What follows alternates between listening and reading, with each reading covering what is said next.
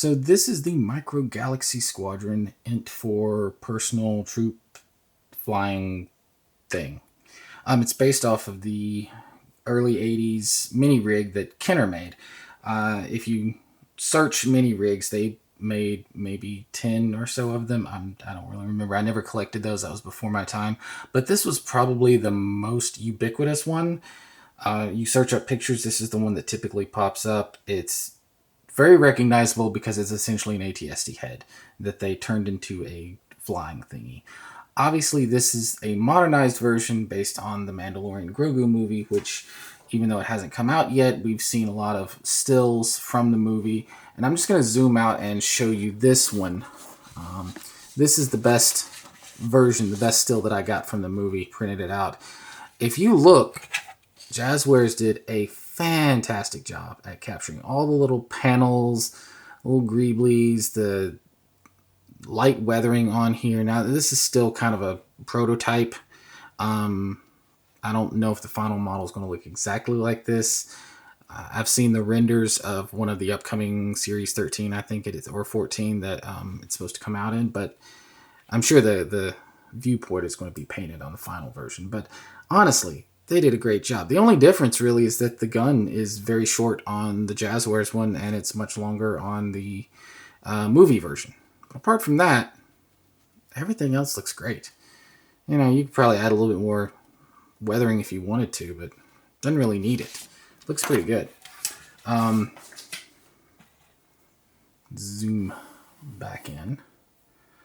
I mean, I love it. I think it's a really cool looking design, and they did a really good job. So first off, for features, you've got obviously the fold out wings, which I'm trying to operate.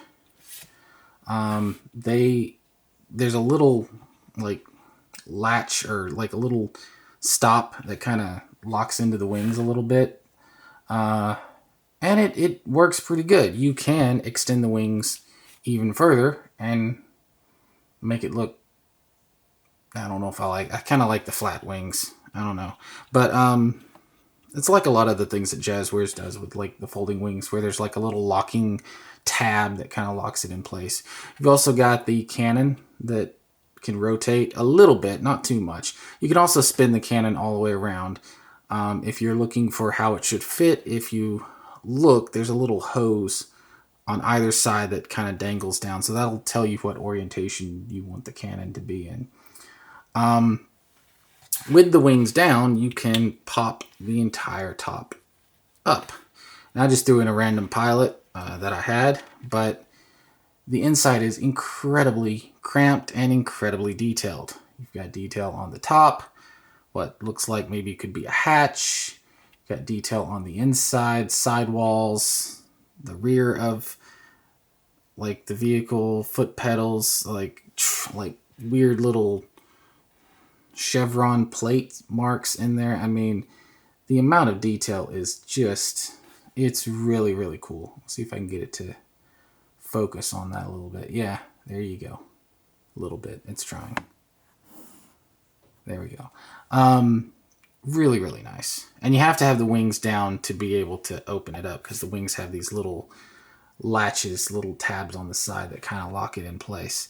In addition, this one being kind of a early model prototype, these guns on the side are not glued in. So you can take them out. And there you go. And then just, they're a little finicky to get back in. I'm sure on the final version, they're going to be super glued in, which is going to be a pain. I was hoping that they would like kind of rotate, but they don't really rotate. They're just kind of static, which I guess size-wise, that's kind of what you're stuck with. Anyway, that thing does not want to pop back in. Now that I got it out, I can't get it back in. There we go. It's a really cool model.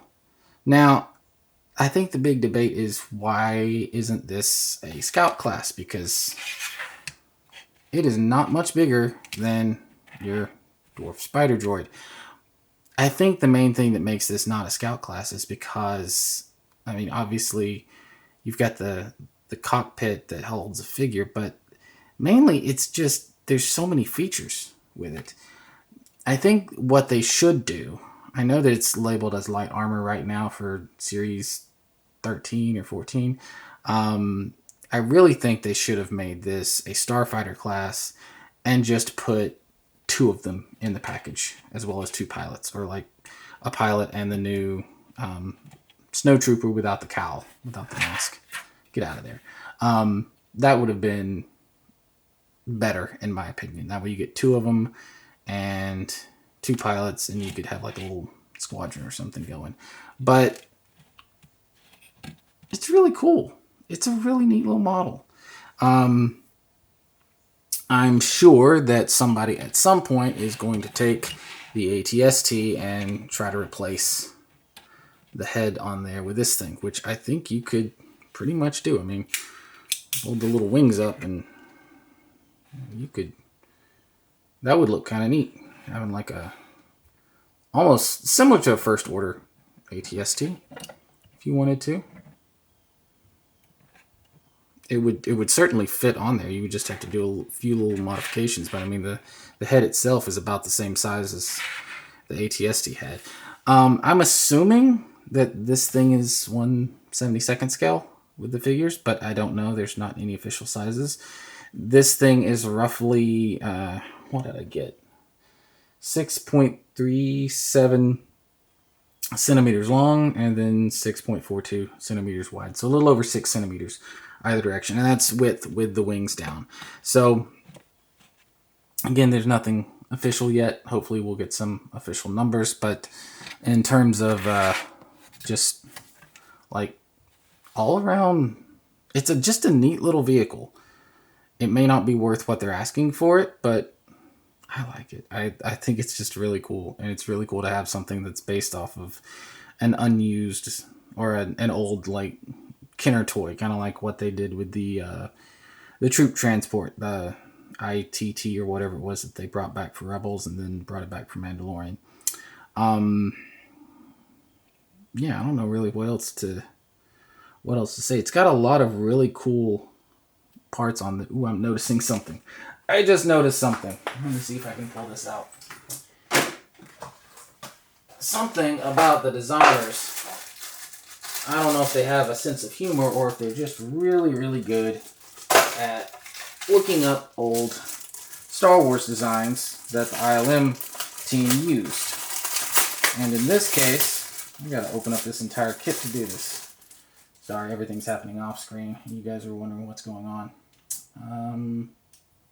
Yeah, it's this piece.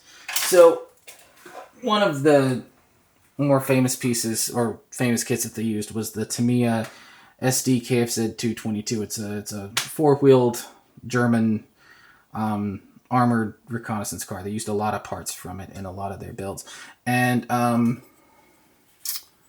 this piece right here, these are at the pivot points on the AT-AT feet joints on the pivot points right there. These go over the wheels on the actual Tamiya model, the 222, but ILM used them for like pivot points on the AT-AT feet. And I'm noticing that this is probably not going to show up, but right there is that same little rounded edge triangular piece with 3 holes. And I think that is really, really cool that they are.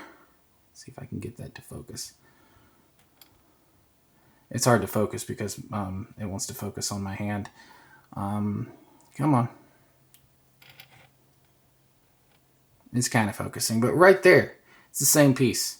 So I'm very impressed that the people who are behind this, creating these digital models, are actually taking the time to study what like Lauren Peterson and some of the other like famous ILM modelers did in the late 70s and early 80s with their designs and incorporate that into digital models. But anyway, that is the INT-4 nostalgia piece. I think it's pretty cool. Probably not worth what I paid for it. May not be worth what you want to pay for it, but it's still a really cool piece. Pictures will be up on Rebel Scale soon, and yeah, I can't wait to actually see this thing in action when the movie comes out. Bye, guys.